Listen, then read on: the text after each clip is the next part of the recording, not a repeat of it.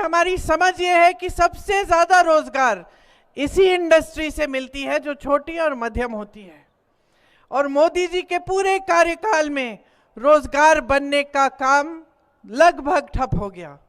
आज सबसे ज्यादा बेरोजगारी हमारे देश में आज है।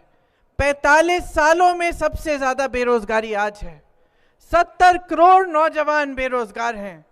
चाहे आप जितनी भी मेहनत से पढ़ाएं लिखाएं, शिक्षित करें, फिर भी बेरोजगारी पूरे देश भर में फैली हुई है।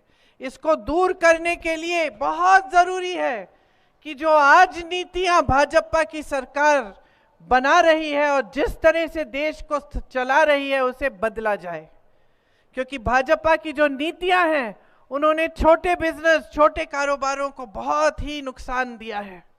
पहले नोटबंदी लाए, उसके बाद जीएसटी लाए, और आप खुद जानते हैं कि ये जो पर्यटन का भी आपका काम है वो जीएसटी से कितना इसका नुकसान हुआ है, कितनी दिक्कत हुई है।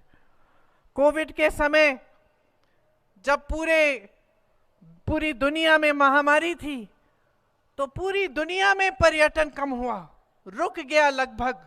लोग डर रहे थे कि किस तरह से कहीं जाएंगे, बीमारी पड़ जाएगी, तो उससे भी बहुत नुकसान हुआ आपका।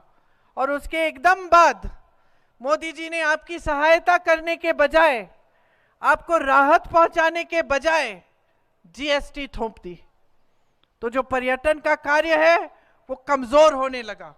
इसी तरह से पूरे देश भर में इनकी नीतियां यही रही हैं कि जो छोटे कारोबार हैं, जो मध्यम वर्ग के कारोबार हैं, उनको ये कमजोर कर रहे हैं और बड़े बड़े खरबपतियों को मजबूत कर रहे हैं।